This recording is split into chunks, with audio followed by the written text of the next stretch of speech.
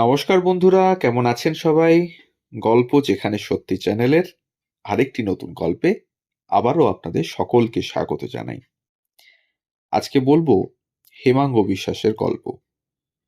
এই হেমাঙ্গ বিশ্বাস ছিলেন একজন এমন শিল্পী যার হাত ধরে বাংলা পেয়েছিল এক লোকসঙ্গীতের আধার। তার জন্ম 1912 সালের 14ই ডিসেম্বর। বাংলার তারিখ ছিল 27শে অগ্রহায়ণ 1319 সাল। জন্মস্থান তৎকালীন শ্রীহট্ট বা সিলেট জেলার হবিগঞ্জ মহকুমার চুনারঘাট উপজেলার মিরাসি গ্রামে। সে হিসেবে তিনি ছিলেন বাংলাদেশের সিলেটের মিরাসির বাসিন্দা। তার পিতার নাম হরকুমার বিশ্বাস ও মা সরোজিনী দেবী। তার মৃত্যুর তারিখ 22শে নভেম্বর 1987। তিনি একজন বাঙালি সঙ্গীত শিল্পী, কবি, লেখক এবং সুরকার, তথাপি একজন বিপ্লবী। মূলত লোকসঙ্গীতকে ভিত্তি করে গণসঙ্গীত সৃষ্টির ক্ষেত্রে তার অবদান বাঙালির ইতিহাসে অবিস্মরণীয়। তিনি প্রথমে হবিগঞ্জ হাই স্কুল থেকে পাশ করার পর শ্রীহট্ট মুরারিচাঁদ কলেজে ভর্তি হন। সেখানে তিনি স্বাধীনতা আন্দোলনে জড়িয়ে পড়েন। তিনি 1932 সালে কমিউনিস্ট পার্টি সংস্পর্শে আসেন। প্রথমে কারাবন্দী হন 1935 খ্রিস্টাব্দে এবং পরে 1948 সালে। 1935 সালে কারাবন্দী থাকাকালে তিনি যক্ষ্মা রোগে আক্রান্ত হয়েছিলেন এবং সেই কারণে তিনি মুক্তিও পান। 1948 খ্রিস্টাব্দে তেলেঙ্গানা আন্দোলনের সময় তিনি গ্রেপ্তার হন এবং 3 বছর বন্দী থাকেন। শিলংয়ে তখন প্রায় আসতেন ডাক্তার বিধানচন্দ্র রায়। একদিন সাহস করে তার কাছে গিয়ে হাজির হলেন হেমাঙ্গ ও আর একজন বন্ধু। চিকিৎসাবিদ্যার ধন্বন্তরী তিনি। নিশ্চয়ই তার দেওয়া ওষুধে সুস্থ হয়ে যাবেন হেমাঙ্গ, কিন্তু ফিস দেওয়ার মতো পয়সা তো নেই তাদের কাছে। সঙ্গের বন্ধুটি খাঁটি সিলেটি ভাষায় জানালেন সে কথা। আমরা আপনারে কুস্তা দিতাম পারতাম না স্যার। এবার বিধান রায়ের চমকানোর পালা। কি বললে? আবারও একই উত্তর। অবশেষে আসরে নামলেন হেমাঙ্গ বিশ্বাস। বললেন তাদের অপারগতার কথা। বাড়তি খাতির পাওয়ার জন্য যুক্ত করলেন জেল খাটার কথা। না, কোনো অর্থ নেননি বিধানচন্দ্র রায়। লিখে দিয়েছিলেন 2টি ওষুধ। আর তার গুণেই গত 1.5 বছরের মধ্যে এই প্রথমবার হয়তো স্বস্তির নিঃশ্বাসও ফেলেছিলেন হেমাঙ্গ বিশ্বাস। কণ্ঠে ফিরে এলো গান।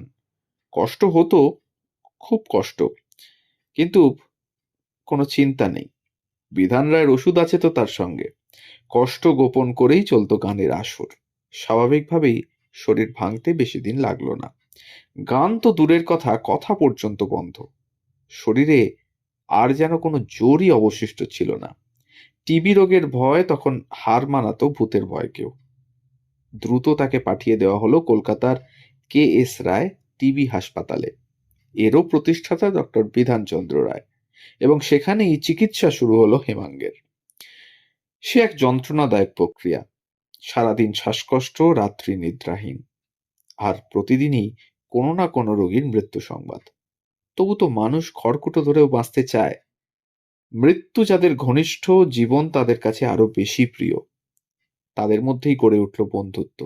গান না হোক, কবিতা, গল্প তো চলতেই পারে। তৈরি হলো পেশেন্টস রিক্রিয়েশন ক্লাব। স্বয়ং শরৎচন্দ্র চট্টোপাধ্যায় তার নতুন নাম রাখলেন নবজীবন। কয়েক মাসের মধ্যে হেমাঙ্গ বিশ্বাসও পেলেন নবজীবনের সন্ধান। তিনি হাসপাতাল থেকে বেরিয়ে আসার পর ভর্তি হন বিজন ভট্টাচার্য, তারপর সুকান্ত। তিনি আর হাসপাতাল থেকে ফেরেননি অবশ্য। এই হাসপাতাল শুধু তাকে জীবন ফিরিয়ে দেয়নি, দিয়েছিল নতুন জীবনের সন্ধান। অনিলেন্দ্র রায় নামের এক রোগীর কাছে প্রথম দেখলেন মার্কসের ক্যাপিটাল। এতদিন শুধু নামই শুনেছেন। বাংলার সাহিত্য ও রাজনীতিতে যে ধীরে ধীরে বদল আসছে তার সামান্য আঁচ পেয়েছিলেন সিলেটে বসেই। এবার হাসপাতালে শুরু হলো মার্কস, অ্যাঙ্গেলস অধ্যয়ন। তালিকায় রইল অসংখ্য বলশেভিক পত্রিকাও। আক্ষরিক অর্থে হাসপাতালেই তার দীক্ষা হলো মার্কসীয় আদর্শে। আজীবন সেই বিশ্বাস আঁকড়ে বেঁচেছিলেন তিনি, কিন্তু তা বলে অন্ধ আনুগত্যে বিশ্বাসী নন। কমিউনিস্ট পার্টির একাধিক সিদ্ধান্তের তীব্র বিরোধিতা করেছেন। পার্টির দাসত্ব করার জন্য সমালোচনা করেছেন গণনাট্য সংঘকে। বিতর্ক আছে, বিরোধিতা আছে, আর আছে গান। সেই ছোটবেলার মতো ধানের ক্ষেতে জড়িয়ে থাকা রামধনী পাগল ভাতের স্বপ্ন। শরীরের কোনো রোগ থামাতে পারেনি তার কণ্ঠ। যতবার নিজেকে মনে হয়েছে ক্লান্ত, বিধ্বস্ত, ততবার যেন নিজের ভেতর থেকে শুনতে পেয়েছেন, কই লালুবাবু, চালাও। কোনো বিশেষ রাজনৈতিক দল নয়, সেই গানের শ্রোতা মেহনতি জনতা। দেশেই আমার নাটঘর, রাইজেই ভাওরিয়া, অর্থাৎ দেশই আমার মঞ্চ, জনতা এবং অভিনেতা। 1938-39 খ্রিস্টাব্দে বিনয় রায়, নিরঞ্জন সেন, দেবব্রত বিশ্বাস প্রমুখের সাথে ভারতীয় গণনাট্য সংঘ বা আইপিটিএ গঠন করেন তিনি। 50-এর দশকে এই সংঘের শেষ অবধি তিনি এর সাথে ঘনিষ্ঠভাবে যুক্ত ছিলেন। 1942 খ্রিস্টাব্দে বাংলার প্রগতিশীল লেখক শিল্পীদের আমন্ত্রণে তিনি প্রথম কলকাতায় আসেন সঙ্গীত পরিবেশন করতে। 1943 খ্রিস্টাব্দে তার উদ্যোগে এবং জ্যোতিপ্রকাশ আগরওয়ালের সহযোগিতায় সিলেট গণনাট্য সংঘ তৈরি হয়। স্বাধীনতার আগে ভারতীয় গণনাট্য সংঘের গানের সুরকারদের মধ্যেই তিনিই ছিলেন প্রধান। সেই সময় তার গান তোমার কাস্তেটারে দিও জোরে শান, কিষান ভাই তোর সোনার ধানে বর্গি নামে প্রভৃতি আসাম ও বাংলায় সাড়া ফেলেছিল।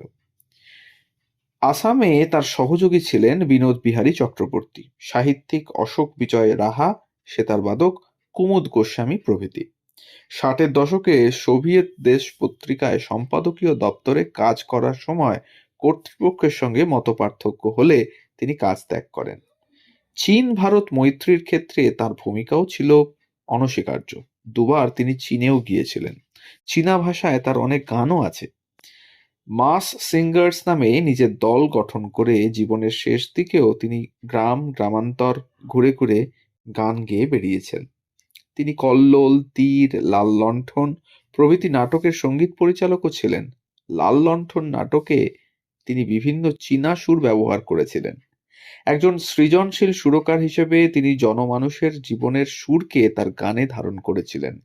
তার সুরের ভাণ্ডারে ছিল বাঙালির নদী, মাঠ, প্রকৃতি, পরিবেশ ও মানুষের সুর। বাংলার সুর ছিল তার সুরের ভিত্তি। তিনি লোকসঙ্গীতের প্রতি তীব্র অনুরক্ত ছিলেন এবং লোকসঙ্গীতের সুর ও গায়কীর সঙ্গে মিলিয়েছিলেন শ্রেণী সংগ্রামের পানি। সম্পূর্ণ লোকসঙ্গীতকে একটি অন্য মাত্রা যোগ করেছিলেন তিনি। রাঢ়বঙ্গের ঝুমুর, বরেন্দ্রীর ভাওয়াইয়া, চটকা, ব্যাঘ্রতটির বাগড়ির জারি সারি, মুর্শিদি, বঙ্গের ভাটিয়ালি, বীরভূমের বাউল, নদিয়ার ফকির বাউল হয়ে হাছন রাজায় মিলেছে তার পথের নিশানা। এছাড়াও তিনি গাজীর গান, ধামাইল গান, বাইদ্যার গান, কবি গান, হরি গান সহ নানা রাগের সুরকে আত্মস্থ করে গেয়েছেন অনেক গান।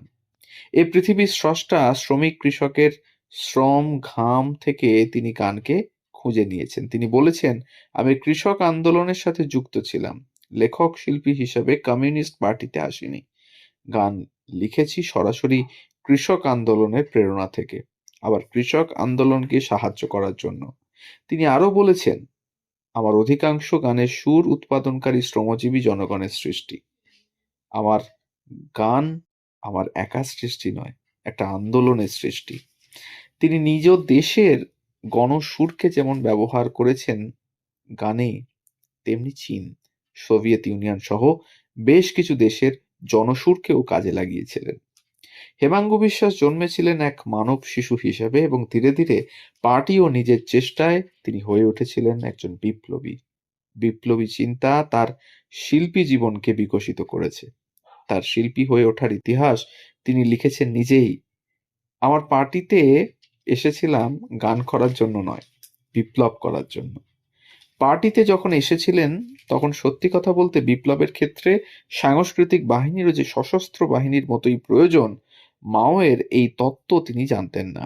কিন্তু যখন পার্টির নেতারা বলেছেন যে তোমার শরীর খারাপ, মাঠে ঘাটে ঘুরে বেড়ানোর কাজ তুমি করতে পারবে না, তুমি বরং গান লেখো, তখন তিনি মন খারাপ করেছিলেন।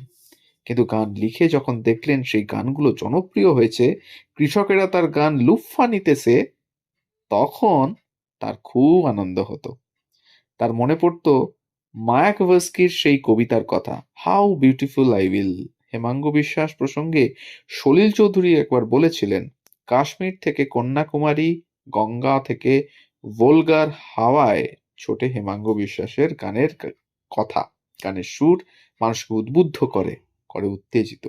পৃথিবীর খেটে খাওয়া মানুষের বন্ধু তিনি, শোষিত মানুষের মুক্তির দিশারি, শোষকের ত্রাস, সাম্রাজ্যবাদী শত্রু তিনি। গানের সমুদ্রে তার গান রোষবর্জিত ঢেউ, আর একদিকে শান্ত আকাশে কালবৈশাখীর ঝড় তার গান। অশান্ত মানব জীবনে তিনি শান্তির দূত, মানব চেতনার আর এক নাম হেমাঙ্গ বিশ্বাস। জীবন বড় সুন্দর, জীবন বড় মধুর, জীবনকে ভালোবাসার প্রতীক হেমাঙ্গ বিশ্বাস। শৃঙ্খলিত মানুষের সুশৃঙ্খল মুক্তির আশা হেমাঙ্গ বিশ্বাস। বিশ্ব শান্তির শ্বেত পারাবত তিনি। মুক্ত নীল আকাশে ডানা মেলে সেই শঙ্খচিল গান গেয়ে ফেরে, সেই তো হেমাঙ্গ বিশ্বাস।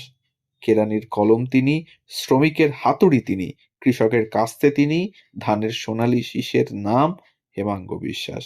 এই ছিল সেই আহ প্রবাদ প্রতিম শিল্পীর আর এক প্রবাদ প্রতিম শিল্পীর উক্তি। তার একটি বিখ্যাত গানে 4টি লাইন এইরকম, হবিগঞ্জের জালালি কৈতর, সুনামগঞ্জের কুড়া, সুরমা নদীর গাংচিল, আমি শূন্যে দিলাম উড়া। হেমাঙ্গ বিশ্বাস আমাদের দেশের মানুষ, এই জালালি কৈতর তিনি নিজেই। শূন্যে উড়াল দিয়া ডানা ভেঙে কলকাতায় গিয়ে পড়েছিলেন। তার কয়েকটি বিখ্যাত গান, আমরা করব জয়, তেলেঙ্গানা তেলেঙ্গানা, উদয় পথের যাত্রী, ওরে ছাত্র ছাত্রী, তোমার কাস্তেটারে দিও জোরে শান, হায় হায় ঘোর কলিকাল আইলো আকাল, সোনার বাংলায় বাঁচবো বাঁচবো রে আমরা, বাঁচবো রে বাঁচবো, ওরা আমাদের গান গাইতে দেয় না, ইত্যাদি। গণসঙ্গীত সৃষ্টি, প্রচার ও প্রসারে যাদের ভূমিকা অগ্রগণ্য, তাদের মধ্যে হেমাঙ্গ বিশ্বাসের নাম আসে সবার আগে। তিনি সারা জীবন গণসঙ্গীতের প্রচার প্রসার ও সৃষ্টিতে ছিলেন। তিনি তার লোকসঙ্গীত সমীক্ষা বাংলা ও আসাম গ্রন্থে লিখেছেন, লোকসঙ্গীত গুরুমুখী নয়, গণমুখী, আর তাই তিনি জনগণের চেতনাকে গণসঙ্গীতে ধারণ করেছিলেন।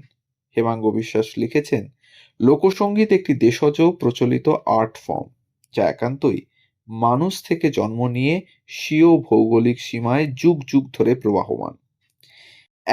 একটি উপজাতির মাতৃভাষার বা ডায়ালেক্টের মতো তাদের সুরের টোটাল ফরমেশনও আলাদা।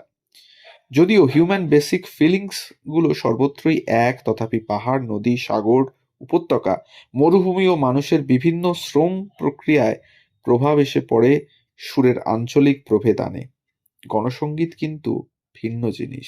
এ মানুষের সচেতন জীবন সংগ্রামের ফসল, বলা যেতে পারে জাতীয় চেতনার ধারা, যেখানে আন্তর্জাতিক মেহনতি মানুষের আন্দোলনের সমুদ্রে মিশেছে, সেই সাগর সঙ্গমে গণসঙ্গীতের উৎপত্তি।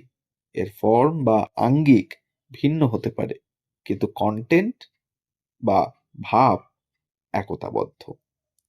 তো এই ছিল তার বিশ্বাস এবং হেমাঙ্গ বিশ্বাসের জীবনধারা, তার উত্থান এবং তার জীবনের শেষ। এইভাবে আমাদের গল্পের মাধ্যমে আমরা তুলে ধরলাম আপনাদের সামনে।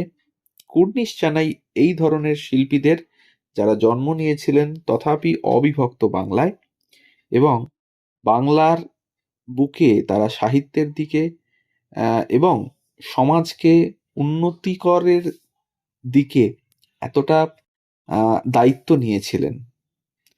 সর্বোপরি তাকে প্রণাম জানাই আমাদের চ্যানেলের তরফ থেকে। এবং যারা হেমাঙ্গ বিশ্বাসের নাম জানেন না, বা যে সমস্ত নব্য যুবক, জেন জি যাদেরকে আমরা বলি, বা যুবতীরা যারা এখনো হেমাঙ্গ বিশ্বাসকে চেনেন না বা নাম শোনেননি, তাদের জন্য আমাদের এই উপস্থাপনা রইল। যদি ভালো লাগে, আবারও মনে করিয়ে দিই, চ্যানেলে নতুন হলে সাবস্ক্রাইব করে একটু পাশে থাকবেন, আর বেল আইকনটিকে প্রেস করতে ভুলবেন না, যাতে পরবর্তী গল্প খুব তাড়াতাড়ি আপনাদের কাছে পৌঁছে যায় তার জন্য। আর উপস্থাপনা ভালো লাগলে একটা লাইক, কমেন্ট আর একটু শেয়ার করে দেবেন আমাদের গল্পগুলো, যাতে আমরা পৌঁছে যেতে পারি আরো অনেক মানুষের কাছে। সবাই ভালো থাকুন, আর শুনতে থাকুন গল্প যেখানে সত্যি। ধন্যবাদ।